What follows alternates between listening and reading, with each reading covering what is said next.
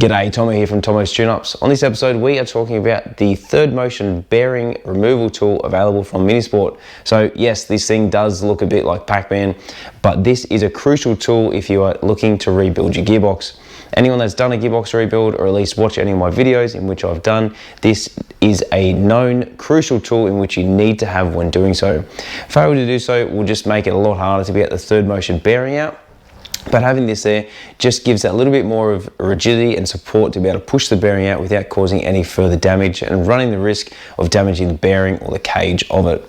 So it's not a tool that you're going to use all the time, but definitely does get you out of trouble when you do need it. And like many other tools, I keep it in the bottom drawer of my toolbox just in case I'm up to that stage of my gearbox or someone else's where I need to be able to pull it apart. I've got the tools available to me.